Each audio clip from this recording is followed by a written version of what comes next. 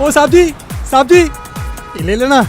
अरे शिट अरे बहुत डिस्काउंट प्राइस में ले ला, एकदम सारा आधा दाम में साहब देखा तो साहब। अरे भाई एक बार कहनी ना चाहिए। अरे साहब, अरे क्वालिटी बा साहब।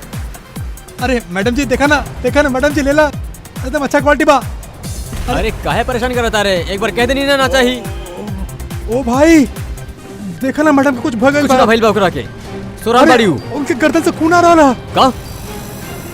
मैडम के गर्दन से खून आ रहा जी वो देखा जी।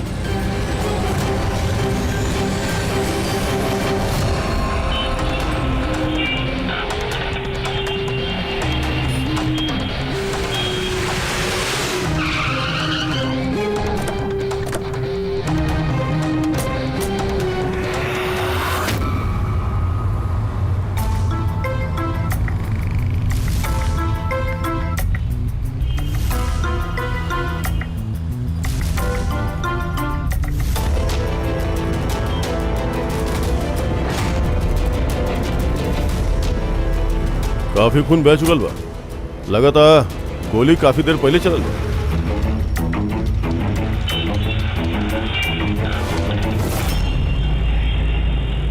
ये सब कैसे भइल मिस्टर आशुतोष। अच्छा, और इनका नाम का है? ये हमार बीवी, हमार वाइफ सुची, हमार मतलब हमार एक्स वाइफ सुची। Ex wife? ये सब कैसे भइल? पता ना सर, हमके कुछ पता ना चलल सर। कुछ मालूम नहीं क्या? तोहर एक्स वाइफ तोहर बगल वाला सीट पे बैठल रहे, ओकरा पे गोली चलल और तोहरा कुछ मालूम ही नहीं क्या? कैसे हो सकेला? हमारा आशु कबो झूठ ना बोलेला। अगर वो कह रहल बा कि ओकरा पता ना चलल त हम श्योर ओकरा पता ना चलल होई। आप जी, हम मिहिका, इनकर प्रेजेंट वाइफ। मिस्टर आशुतोष, जब सूची के गोली लागल और पिछला सीट के शीशा टूटल तो आवाज आयल होगी, और आप कह रहल बानी आपके कुछ मालूम नहीं पड़ा कैसे? दरअसल गाड़ी में म्यूजिक तेज चलत रहे और सूची सुतत रहे सर, हमके कुछ पता ना चलल। वो बंदा सामान बेचे खातिर आयल, वो जो हमरा के बताइलस तब पता चलल हमके। सूची गाड़ी में म्यूजिक चलत रहे और सूची सूतल रहे। कमाल में अक्सर लोग के नींद तनी सा आहट से खुल जाला और इतना लाउड म्यूजिक से सूची सूतल रहे। सर आपके बात से पता चल रहा कि आप हमरा पे शक कर रहल बानी। सर हम ऐसे काहे करब? सूची और हमारा दोस्त जरूर भइल रहे, बात हमने बहुत अच्छा दोस्त रहनी, हमने क्या ताल्लुकात अच्छा रहे। आप दिनेश से पूछ ली प्लीज। दिनेश सर, हम सूची के भाई आशुतोष सही कह रहा है सर। तलाक के बाद भी आशुतोष और सूची में बहुत अच्छा ताल्लुकात रहे, कभी कोनो मनमुटाव ना रहे। अच्छा, तब आप लोग जात कहाँ रहे? हमारी बेटी रूही के बोर्डिंग स्कूल से लौटत रहनी। तो ये सूची कार में बैठा थी सूत गई या बाद में? सर दरअसल हमने के बीच में बहस होत रहे। आशुतोष, रूही के स्कूल बहुत अच्छा बा, हमने के ओकरा स्कूल से ना निकाले के चाहिए। सूची स्कूल बहुत ही महंगा है, हम एकर फीस अफोर्ड ना कर सकेनी। बाकी हम कर सकेनी, और हम अपन बेटी के एजुकेशन में कोनो कॉम्प्रोमाइज ना करे वाला। सूची हम तरह से पैसा ना ले सकेनी। काहे? ओह, तो हर मेल ईगो आगे आ जाला ना कि हम तरह से ज्यादा कमाई नहीं। जानता ना, हमने के डिवोर्स की भी ये वजह रहे कि एगो औरत आदमी से ज्यादा कहे। कामयाबी रिश्ता में होए के चाहिए, पति पत्नी में ना। हमके तरह से कोनो बहस ना करे के, और ना ही ये बारे में कोनो और बात करे के बा। रूही यही स्कूल में रही, ओकरा बाद हमनी के बीच में कोनो बात ना भई। हमके लागल कि वो सूत गइल बिया। अच्छा, ये जब झगड़ा होत रहे तो गाड़ी कहाँ पे रहे, कौन इलाका में? सर लिंक रोड के सिग्नल पे, केपी थिएटर के पास। और फिर ओकरा बाद कौन सा रास्ता लेनी आप लोग? सर वहाँ से फिर हम लेफ्ट लेनी, पानी फ्लाईओवर की तरफ, और सीधा यहाँ पे आ गए? जी सर। यानी करीब 2 किलोमीटर तक गाड़ी चलल, तो 2 किलोमीटर के बीच में कहीं पे गोली चलल है सूची का। पंकज, एगो काम करा, केपी थिएटर से लेके एजा से उधर 2 किलोमीटर दूर तक चेक कर ला, कहीं पे कोनो सबूत वगैरह मिलेला का, मतलब कांच वगैरह के टुकड़ा टूटल होगी, वो देख लिया। और पैदल जाइए। 2 किलोमीटर सर? पैदल चला। गोली बड़ा अजीब एंगल से लागल, ये नीचे गोली ऊपर से नीचे के तरफ आई, मतलब गोली चलावे वाला के हाथ ऊपर करे के पड़ल होगी फायर करत समय। खुला सड़क पे केहू गोली मरलस और केहू देखलस ना? हो सकेला खूनी थोड़ा दूर होके, फिर भी मुश्किल है निशाना लगावे। ई चलत गाड़ी पे और वो भी तब जब खूनी कोनो गाड़ी पे होके या बाइक पे। ऐसे निशाना लगावल इतना आसान नहीं क्या है।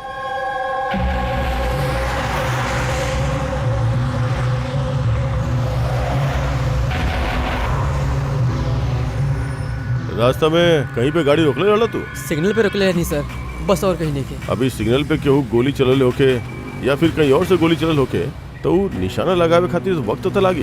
तो गोली मारत समय केहू के देखलस काहे ना? हेलो, हाँ सर, ठीक हो सर, हम लोग पहुंचल बानी। का भाई? एसपी साहब के फोन रहा, एगो और लाश मिलल बा तामरे ब्रिज के नीचे।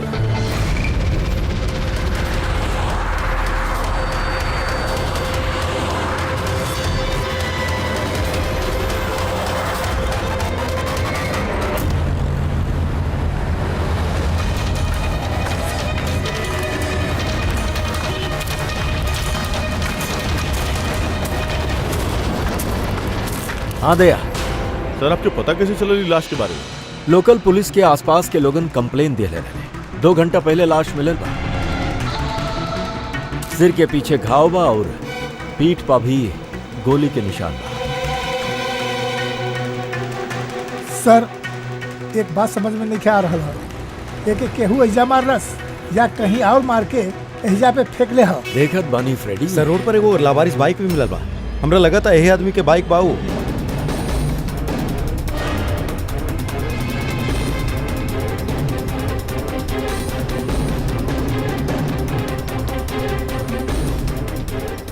Skid mark.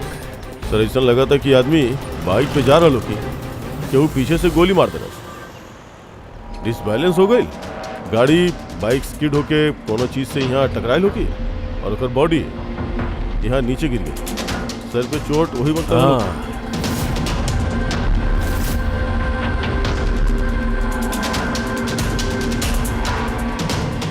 सर हाँ। समझ में नहीं आ रहा है ये आदमी के है, एकर कोनो आइडेंटिफिकेशन नहीं है। ई मिसिंग पर्सन ब्यूरो में पूछताछ करी का? फ्रेडी, इतना जल्दी केहू भी मिसिंग पर्सन ब्यूरो में रिपोर्ट दर्ज ना करी। एगो काम करा, आरटीओ में जाके ई बाइक के रजिस्ट्रेशन चेक करा, सारा का सारा डिटेल्स मिल जाए मालिक के बाद। दूसरा केस के का भाई, कुछ पता चला? ना सर, बड़ा अजीब केस बा, समझ में नहीं आ रहा कि गोली चलौलस के और कहाँ से। सर वो पूरा इलाका देख लेने है सर, बाकी कोनो सुराग नहीं मिलल सर। ट्रैफिक पुलिस वाला का बतेलस? सर ट्रैफिक पुलिस वाला, वही जाके दुकानदार और 2-3 जन जो वहाँ खड़ा रहे सबसे पूछनी सर। केहू के खून के बारे में कुछ नहीं के पता। तो फिर सर सूची पे गोली चलल कहाँ से? देखो तानी, सर हम कहनी ना आपसे, हमके नहीं के मालूम कि सूची की गोली कब और कहाँ से लागल। आशुतोष, दिनेश, मेहिका, सूची के सबसे करीब रहला ना तू तीनों ना? तब फिर अब बताओ, सूची के मौत से तू तीनों में से केकरा फायदा होखे वाला रहे? का मतलब? सर हमनी सूची के काहे मारे चाहब? सर हमार सगी बहन रहे, सगी बहन, हम अपन बहन के काहे मारब सर? करोड़ों रुपया खातिर और का? करोड़ों रुपया खातिर हमके का फायदा हो सकत रहे? हमारो सूची के तो ऑलरेडी डिवोर्स हो चुकल रहे। हो सकेला डिवोर्स ही वजह होके। डिवोर्स के बाद भी हम और सूची बहुत अच्छा दोस्त रहनी, दोस्त के तरह बर्ताव करते रहनी। ई भी तो हो सकेला ना कि तोहार अपन पहला बीवी के साथ जो दोस्ती रहे वो शायद तोहार दूसर का बीवी के पसंद नहीं खाए हो। सर आप ही कैसन बात कर रहल बानी? हमके इनकर दोस्ती से क्या प्रॉब्लम होखी? हमके इनकर दोस्ती से कौनो प्रॉब्लम ना रहल। हम बिल्कुल इनसिक्योर टाइप के लड़की नहीं थी। अगर सूची के हत्या तू तीनों में से केहू नहीं कई तो फिर के मरलस? सूची के मरलस? हम बताओ तनी आपके। सूची एगो एनजीओ में काम करत रहे, वो वजह पे शैली नाम के एगो अकाउंटेंट के भांडा फोड़ कैले रहल, काहे कि शैली पैसा के लेके हेरा फेरी करत रहल। तोरा लगा था कि ओकरे हाथ हो सकेला इस सब के पीछे? यस सर, कई बार शैली ओके धमकी भी देले रहल। सर हमके तो लगा था कि ये काम पृथ्वी के हो सकेला। अभी ये पृथ्वी क्या? बड़ा ही बदतमीज किस्म के इंसान हो, रोमियो टाइप की। सूची पुलिस में कंप्लेन भी कर ले रहे ओकरा खिलाफ। कुछ दिन खातिर जेल भी गए रहे हो। ठीक बा, तू तीनों जा सकेला। Thank you sir. Thank you thank you sir. सर।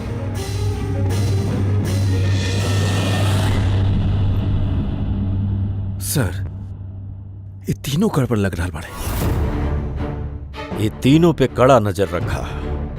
और दया सर ये शैली और पृथ्वी दोनों के ब्यूरो बुला लेता नहीं। सर हाँ, आरटीओ से बाइक के मालिक के पता चल सर गया। पृथ्वी और शैली के फोन अनरीचेबल आ रहा बा, तो हम फ्रेडी से कहले बनी मोबाइल फोन के ट्रेस करे खातिर। ये तो हमारा डिलीवरी बॉय विवेक हा। सर हमार बाइक ज्यादातर यही चलावत रहे। सर एकरा के मार देले?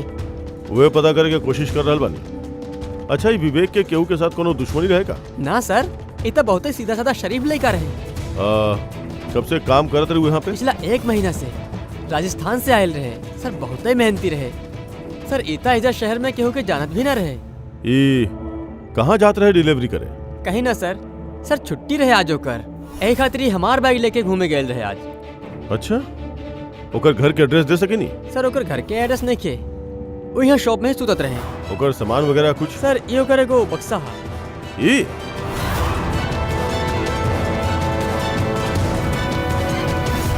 सर, हाँ, ई ओकर बक्सा सारा सामान चेक कई नहीं सर। ओकरा में इस सर्कस के पंपलेट्स के अलावा कुछ नहीं के मिला सर। या तो ओके सर्कस बहुत ही ज्यादा पसंद होगी, या फिर अपना फ्री टाइम में ही पंपलेट बना के पैसा कमाता होगी। एगो ऐसन मर्डर जेकरा में सस्पेक्ट ही नहीं है। आखिर ये विवेक जैसन गरीब आदमी के मार के केहू के का फायदा हो सकेला? वह था। और फिर ये सूची के दूसर का मर्डर। एकरा में कई लोगन पे हक के शक बा। उनमें से केहू भी गाड़ी के पास जाके गोली चला सकत रहे सूची पे। ना बॉस, आई एम सॉरी बट हम तहार बात से सहमत नहीं है। कौन सा बात से? ये है कि केहू एकरा के पास से गोली मार ले। का मतलब? मतलब ई यार ये तो राइफल के गोली है। हाँ सर, और ये गोली सूची के गला पे ऐजा ए तरफ फसल रहे। ये गोली राइफल से चलल बा त काफी दूर से चलल होगी। हाँ बिल्कुल, दूर से भी और बहुत ऊंचाई से भी। अब हम बताओ, ये देखा बॉस, 50 डिग्री एंगल से सूची के गोली लगल है। गोली एहिजा से आई और कार के खिड़की के शीशा तोड़लस और ओकरा गर्दन में आके लगल। ये गोली जौन एंगल से चलल बा सर, कितना दूर से चलल होगी ये गोली? लगभग 70 फीट के ऊंचाई से। कोनो बिल्डिंग से गोली चला ली गई। स्नाइपर तैयार बैठल रहे बिल्डिंग के ऊपर गोली चलावे खातिर। एगो काम कर, तनी की एरिया के मैप निकाल। तो गोली गाड़ी के बायां तरफ से आयल रहे और बायां तरफ तकरीबन बहुत सारे बिल्डिंग्स और हाईराइट्स टावर बा सर। तो जौन जगह पे वो दोनों के झगड़ा भइल रहे वहां से लेके सूची के लाश जहाँ पे मिलल वो बीच में तकरीबन 15 से 20 टावर्स बाड़े सर। यही में से केहू एक से गोली चलल होगी।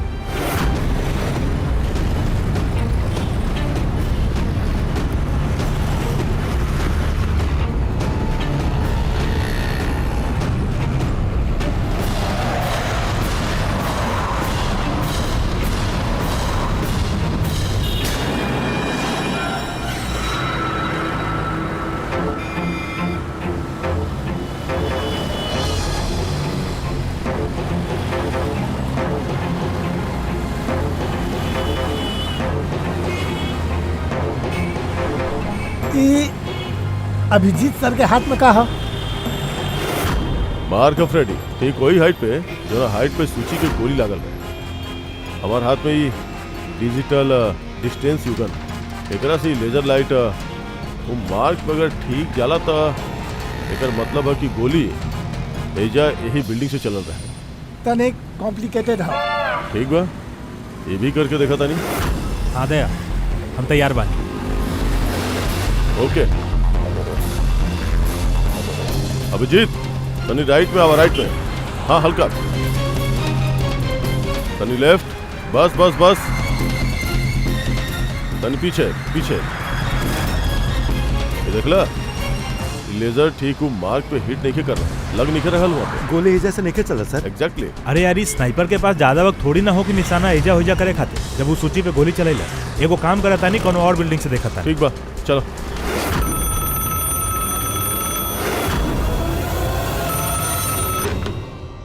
हेलो। हाँ हेलो, का ई फैंटेसी सर्कस जयपुर राजस्थान के ऑफिस बा? जी हाँ, बोलिए। देखा, हम मुंबई सीआईडी से एसीपी प्रद्युम्न बोलता। का आपके एजा कोनो विवेक काम करत रहे? हाँ, जाना नहीं विवेक के, वही सर्कस में काम करते रहे। आओ गई। का काम करत रहे, कुछ बता सके नहीं? लेकिन साहब, अगर सारा दिन आपसे फोन पर लगल रहम ना तो हमारा शो कैंसिल हो जाई। हम आपके बात अपन मालिक की बोलत आनी, वो आपके कॉल करिए, समझला? हेलो,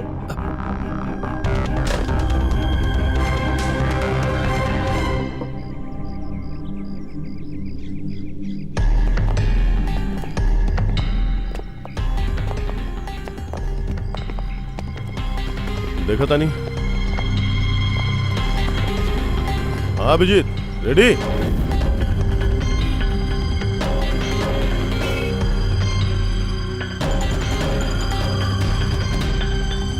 ना अभिजीत, यहां से निशाना कुछ ठीक नहीं लग रहा। राइट में आवा, राइट में। और तनिक। हाँ, परफेक्ट परफेक्ट। यहाँ पे लग गई निशाना। एकर मतलब सूची एहिजा पे रहे जब ओके गोली लगा। पंकज रेडी? तनी देखा आसपास स्नाइपर कोनो सुराग छोड़ लेवा का? बाकी यार दया एहिजा पे कोनो स्पीड ब्रेकर तो हाँ नहीं। ऐसन कौन सा स्नाइपर है जो ओहिजा बिल्डिंग पे बैठ के इतना तेज चलत गाड़ी पे ऐसा निशाना लगाई कि वो सूची के गर्दन पे जाके लागे? हाँ ये बात तो वाह। आशुतोष सर। जब तुम्हार गाड़ी यहाँ पे रहे जी। तभी कोनो वजह से तुम्हार गाड़ी के स्लो करे के पड़ा लोके या फिर रोके के पड़ा लोके, कुछ याद बा? हाँ सर, हम जब ड्राइव करते ही नहीं तो गाड़ी के आगे भिखारी आए रहे। हमके ब्रेक मारे के पड़े रहे। भिखारी? हाँ का भाई? ई तरफ कुछ भी नहीं के। कुछ भी नहीं के? वहाँ भी कुछ नहीं के सर। ये भिखारी दिखे में कैसा लगता है?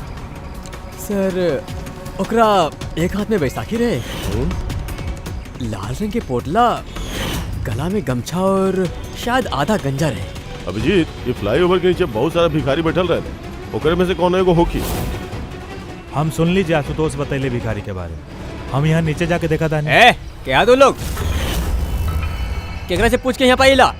तो यहाँ के वॉचमैन बड़ा ड्यूटी पे कहने वाला? हमार मर्जी। और तू क्या हो गया हमके ड्यूटी सिखाए वाला? सीआईडी। सीआईडी जाने ले तोरा वजह से यहाँ पे एक औरत के खून हो गई। हमार वजह से खून? क्यों यहाँ छत से नीचे एक औरत की गोली मरला? कहा जाने लगा बारे में?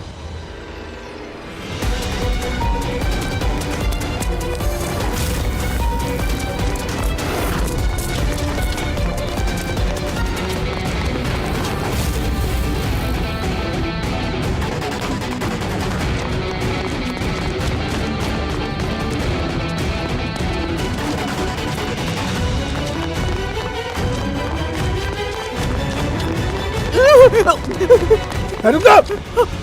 हम कुछ ना कहनी साहब। हम कुछ ना कहनी साहब। कुछ न कहले तब भागले काहे? हाँ? हम डर गए नहीं साहब। उठ। कहाँ डरा गिल रहे? कहा जाने लोग खून के बारे में? साहब हम पैसा ले रहे नहीं, बाकी उन्हें के बताइले राल क्यों के खून करे वाला है साहब। कह रहे वो आदमी? पहले कबो ना देखनी साहब। वो कहले कि वो बिल्डिंग के छत पे अपन गर्लफ्रेंड के प्रपोज करे वाला साहब। वो 2 घंटा के 15,000 दिले रहे साहब।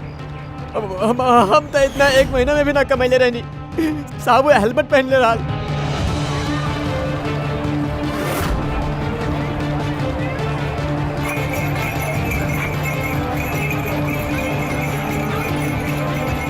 अरे सुना भाई, ओ भाई साहब, एगो ऐसा आदमी के देखला है जे लाल गमछा बांधेला। अरे एगो लाल रंग के पोटली राखेला और बैसाखी से चलेला।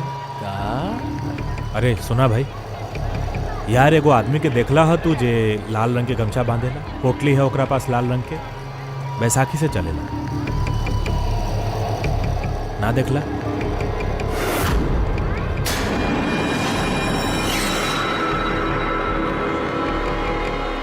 अरे सुना ना तनी। अरे सुना भाई, बात करे के है यार। अरे का कर रहा ला भाई? रुका यार।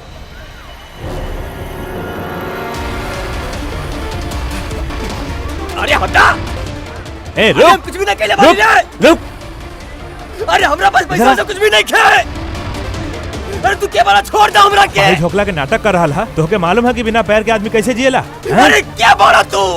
अरे कहाँ चाहेला तू। हमरा पास पैसा वैसा ए, नहीं कि हम रास्ते के भिखारी बानी। जानबूझ के वो लाल वाला गाड़ी के नीचे गिरल रहला ना? कौन सा लाल गाड़ी। हम क्यों गाड़ी के आगे नहीं। साहब का दादागिरी है। आबे के छोड़ देना तो ठीक ना हो कि हम बता देता नहीं। पीछे हट। सीआईडी से बानी हम। कहाँ जा रहा है? शराफत से बता दे, वरना हम अपना आप पे आ गए नहीं तो बहुते भारी पड़े। राणा साहब आप पक्का सीआईडी से बनी तो बताओ तानी। वो एगो आदमी हमरा के पैसा दिले रहे ये सब करे खातिर और वो कहले रहे कि जैसे ही लाल गाड़ी आई तो ओकरा आगे गिर जी हो तो हम गिर गए नहीं साहब। तो के पता कैसे चला कि लाल गाड़ी कब आई? वो छत पे एगो आदमी खड़ा होकर के इशारा करे वाला रहे। जैसे वो इशारा करा हमके गाड़ी के आगे गिरे के रहे। ऐसा हमार प्लान रहे साहब। तो के मालूम है एगो औरत के खून हो गई है तोहरा ई प्लान के चक्कर में? साहब हमके माफ कर दो। हम रास्ता के भिखारी बानी। देखो हमार हालत कैसन बा साहब। ये बतावा वो आदमी कैसन रहे दिखे में? ना साहब मोटरसाइकिल पे आयल रहे, हेलमेट पहनले रहल था, चेहरा दिखाई न देलस। अरे यार कुछ तो देख ले होकबा, कुछ सुन ले होकबा तू। ओकर फोन आयल रहे। सामने वाला कहले रहे कि जल्दी जल्दी मिले आवा था। हाँ तो कहले रहे कि हम पहुंचा तानी। कहाँ पहुंचे खातिर बोलले रहा? कुछ याद है? कुछ सुनला तू? हाँ याद आइल। भांडुप मिल। भांडुप मिल।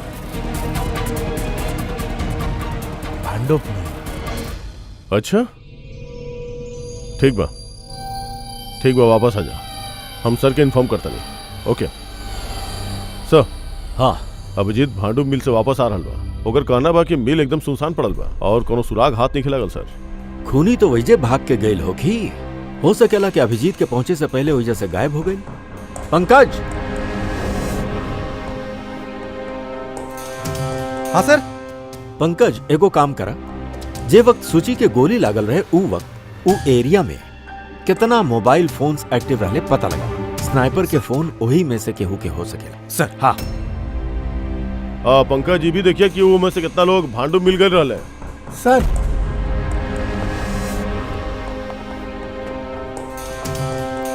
सर ई शैली भैया एनजीओ अकाउंटेंट। सूची एगो एनजीओ में काम करत रहल। वो वहाँ पे शैली नाम के एक अकाउंटेंट के भांडा फोड़ कर रहे। और ये प्रेस भी है जगड़ा खिलाफ सूची रिपोर्ट लिखैले है। सूची पुलिस में कंप्लेन भी कैले रहे ओकरा खिलाफ। कुछ दिन खातिर जेल भी गए रहे वो। आप सोच भी कैसे लेनी कि सूची के खून में हमारा हाथ हो सकेला? हाँ सर, हम भी कुछ ऐसा नहीं कैली। हम क्यों के मर्डर नहीं कैली सर। शैली तोहार नौकरी चल गई रहे सूची के वजह से और ओकर बाद से तोरा अभी तक कोनो नौकरी मिलल नहीं है। उधार के पैसा ले लेके घर के खर्चा चला रहल बड़ तू। हाँ और पृथ्वी एक हफ्ता तक तोरा जेल में रह के पड़ल। अपन मोहल्ला में काफी बदनामी भइल तोहार। काहे? तका भइल। और हमके बदनामी के इतना डर होखत तो हम अपन घर बदल ले मर्डर थोड़ी ना करम हम केहू के। एंड सर ऐसा नहीं किया कि हमके कहीं जॉब नहीं खे मिलल। इट जस्ट लाइक कि हमके हमार लायक कोनो जॉब ना मिल रहल। ई वजह से हम कहीं ज्वाइन ना कैले बानी। आपके आशुतोष और ओकर नई पत्नी मिहिका से पूछताछ करे के चाहिए। वो आपस में खुश नहीं किया, बाकी दिखावा करे ले। आशुतोष तो सूची के पास वापस जाए चाहता है, शायद मोहिका यही खातिर। एंड सर सूची के ना ओकर भाई दिनेश से भी नहीं खे बनत रहल। हमेशा ना फोन पे ओकरा से झगड़त ही रहली। अच्छा और कौन बात के लेके ये झगड़ा होत रहे वो दोनों भाई बहन के बीच?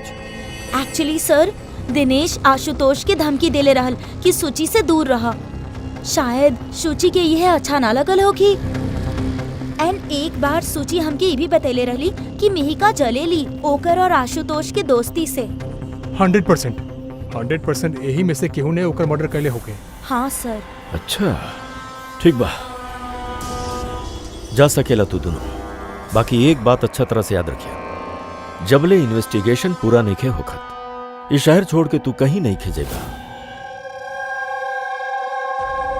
ये केस में केहू के बाद भरोसा नहीं हो रहा सर। ऐसा लगा था कि सब के सब झूठी बोल रहा बा। हाँ पर दया ई जे भी बा वो बड़ा लंबा प्लानिंग कैले बा। पहले भिखारी के पैसा देलस, फिर वॉचमैन के हायर कैलस और फिर स्नाइपर के हायर कैलस और सही वक्त मिलत ही सूची के उड़ा देहलस। सर हाँ सर जौन वक्त सूची पे गोली चल रहे सर वो वक्त ब्रिज के आसपास 2000 लोगन के मोबाइल एक्टिव रहल सर। तो ओकरा में से कौन सा मोबाइल फोन भांडूप मिल की तरफ गई देखा? एक फोन गईल रहे सर उ तरफ, बाकी वो प्राइवेट नंबर है सर, वो ट्रैक नहीं के हो पाई। और का बता सकेला इ नंबर के बारे में? यही सर कि वो मिल तक गईल, बाकी रुकल नहीं खे। वो सीधा चल गए कामरी ब्रिज की तरफ और फिर वजह से होकर सिग्नल गायब हो गया। कामरी ब्रिज? सर विवेक के लाश भी तो हमनी के ओइजे ब्रिज के पास मिला रहे कि कोनो कोइंसिडेंस तो नहीं हो सकत। राजस्थान में फोन करत आनी विवेक के गांव में पुलिस वालन के का इंफॉर्मेशन मिलल है ओकरा बारे में देखा तानी। दया ई विवेक भी तो खूनी हो सकेला। केहू विवेक के खून कर देहलस, एगो खूनी के खून। कुछ भी हो सकेला फ्रेडी, ये केस में कुछ भी हो सकेला।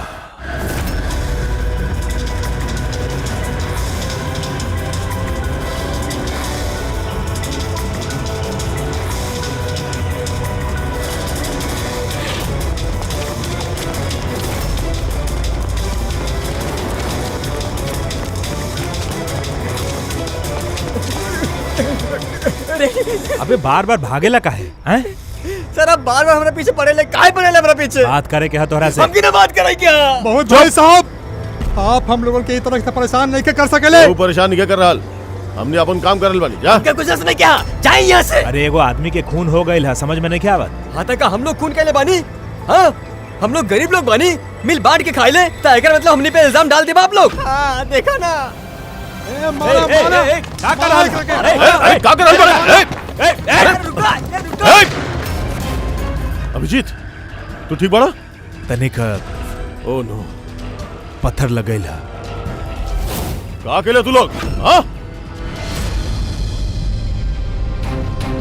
ये देखा, ये आदमी ये पैसा देले रहता रहा के? अगर भी खून हो गई? हाँ मर गईली, ध्यान से देख। काई उहे आदमी है जे तोके बोलल रहे कार के आगे गिरे खातिर। तनिक जूम जूम करा।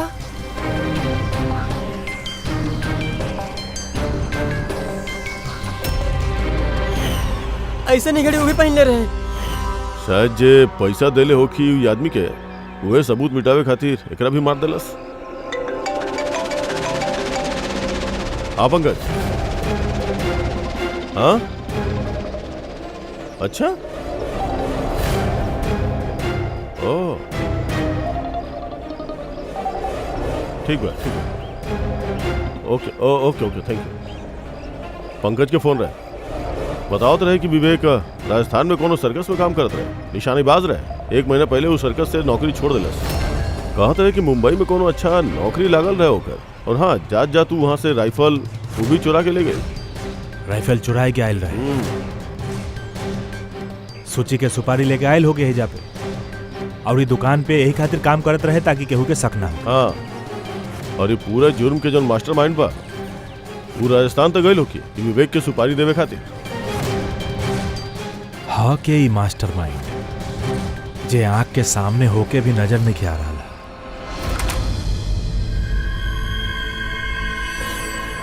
अरे मिस्टर राशु। सर आप लोग यहाँ? मिस्टर राशु, वो आदमी के पता चल गई है जे सूची पे गोली चलैले रहा।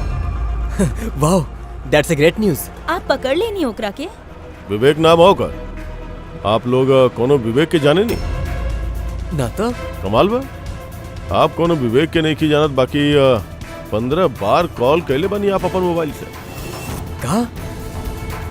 सर हम जब कोनो विवेक के जाने ली ही ना, तो हम ओके फोन क्या करब? सिर्फ इतना ही नहीं खे, ओकरा से मिले तू राजस्थान भी गइल रहा। सर्कस में होकर गोली चलावे के कला तोहरा इतना पसंद आ गई रहे कि सूची के मार के कॉन्ट्रैक्ट भी दे देला ओकरा। काहे? 1 मिनट सर, 1 मिनट। ई बात सच है कि हम बिजनेस ट्रिप खातिर राजस्थान गए रहनी, बाकी हम कोनो सर्कस में नहीं के गए रहनी। और जब हम विवेक के जाने ले ही ना, तब ओके फोन काहे करब? तुम्हारी फोन रिकॉर्ड झूठ बोल रहल बा। सर हो सकेला कि हमरा फोन से केहू और फोन कैले होके हमार गैर मौजूदगी में। अच्छा, तो आप अपन फोन ऐसे ही लापरवाही से हिजा हुईजा छोड़ दे लेका? ना सर। हाँ सर, अच्छा ठीक बा सर, ओके सर, ओके। डॉक्टर सालुंखे का फोन रहा, हमने के फॉरेंसिक ले में बुलोले बड़े आशुतोष के लेके। बॉस, हाँ सूची एहिजा बैठल रहे इस सीट पे, और ये इस सीट के हिस्सा है जो पीछे झुकल रहा, और ये है लीवर जेकरा से सीट आगे पीछे होखेला, और ये लीवर के जाम कर दिहल गईल है। लीवर के जाम कर दिहल गई। हाँ यार, बस यह सुराग है सर, एकरा खातिर हमने की वजह से बुले नहीं। पंकज, अरे यार तू पूरा पहले बात सुना ना। सुराग ई नहीं खे कि लीवर अटकल हा, सुराग ई हा कि एके जान बूझ के पीछे अटकावल गईल हा। बाकी सर सीट केहू जानबूझ के खराब काहे करी? ये तो हमने भी सोचत रहनी। आशुतोष, ये तोहरा गाड़ी के सीट कब से ऐसन बा, कब से पीछे अटकल पड़ल बा?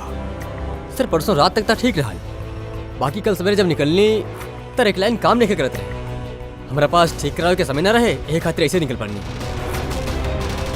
सालुंके साहब, सीट खराब भइला के ई केस से का लिहल दिहल? लिहल दिहल हा फ्रेडी, और लिहल दिहल ई हा कि खूनी चाहत रहल कि इस सीट पीछे अटकल रहे ताकि सूची के पोजीशन ऐसे रहे पीछे की तरफ। सर, अगर वो आगे बैठती या पीछे बैठती तो ओकरा से खूनी के का फर्क पड़ेला? खूनी तो गोली चलावे वाला रहल ना। यार पंकज, तू एगो काम कर, ए जा ड्राइविंग सीट पर बैठा। सारिका, तू सूची के जगह पर आ। हाँ, अब मान ला कि हम सूची बानी, तो जब हम इस सीट पे बैठल रहनी तब हमार सर ऐसे रहे। बॉस, सूची के सर एहजा होखला के फायदा खूनी के तब मिलते जब ओकर एम सूची नहीं खे, ड्राइविंग सीट पर बैठल आदमी होखा, मतलब आशुतोष होखा। बाकी आशुतोष के कौनो भी वजह से जबरदस्त ब्रेक लगावे के पड़ल, ब्रेक के वजह से झटका लगल और झटका में सूची आगे आयल, और बॉस गोली आशुतोष के लगे के बजाय सूची के लग गए।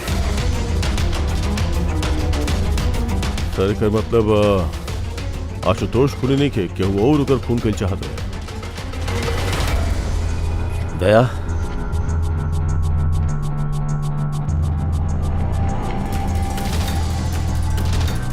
आशुतोष जी तनी सर। के एगो बात बतावा, तोहार कोनो दुश्मन बा, कोनो ऐसन दुश्मन जे तोहार जान लेवे चाहत होके?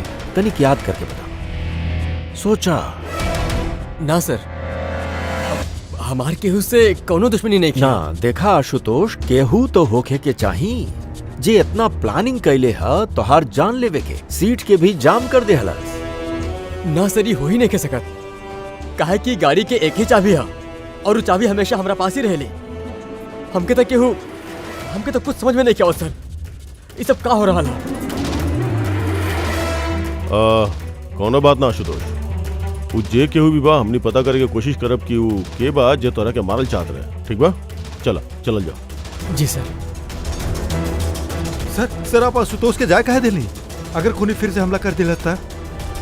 देखत रही हा पंकज, अब हमनी आशुतोष के हर मूवमेंट के ट्रैक कर, हर बात हमके सुनाई पड़ी। सर, वो कैसे? दया ट्रांसमीटर बग जे लगेले बा।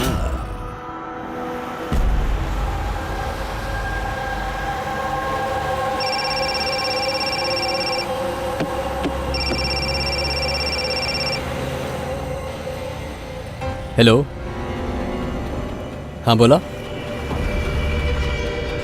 अच्छा, तो आजा घर पे। हाँ, बाकी वो जगह तो बंद बा ना? ठीक बा, आवत है।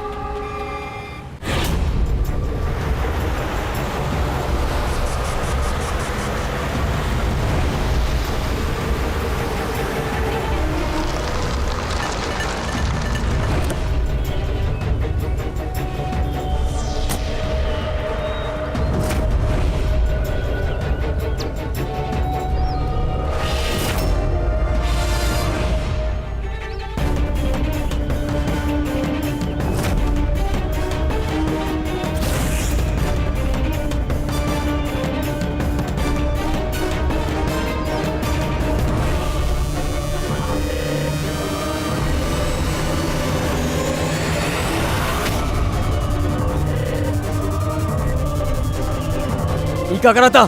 गन?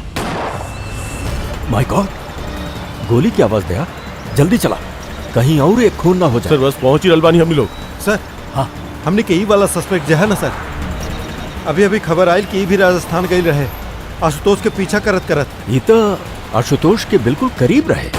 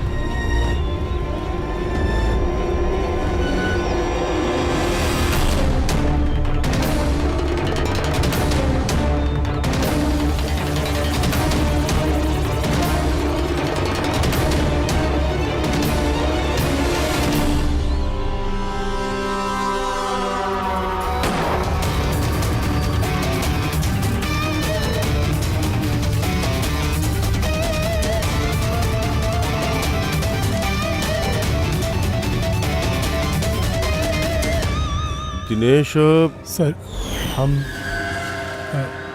सूची के भाई। मर गए सर। हम कुछ ना कहीं सर, ये हमके मारे के चाहत रहे सर, ये मारे के चाहत रहे काहे मारे चाहत रहे ही तो के? सर। एक लागत रहे कि अगर बहन के बर्बादी के जिम्मेदार हम बानी।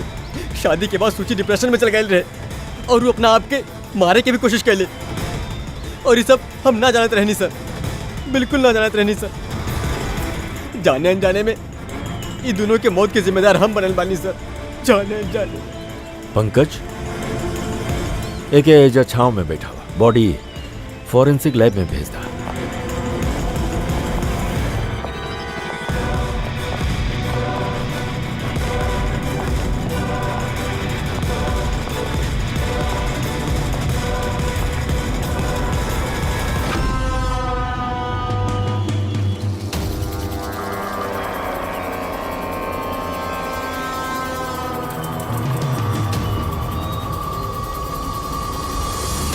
कहानी में नया ट्विस्ट। आशुतोष,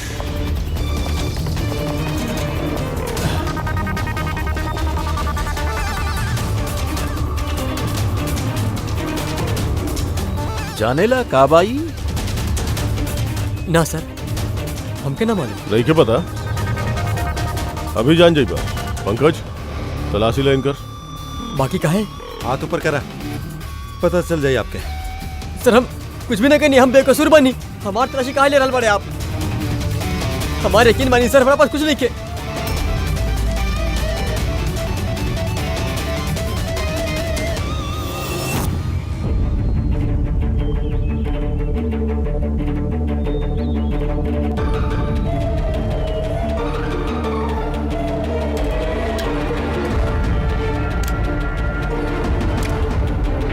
सर, ओ, रबर बुलेट्स। हमके नहीं के मालूम सर, एकरा से का साबित होखेला? का साबित होकेला? हाँ, तो ये गन से दिनेश के खून कैला, असली बुलेट से। हाँ, तो फिर ये गन कैसे आयल तोहरा पास, और वो नकली रबर बुलेट कैसे फायर भइल और कब?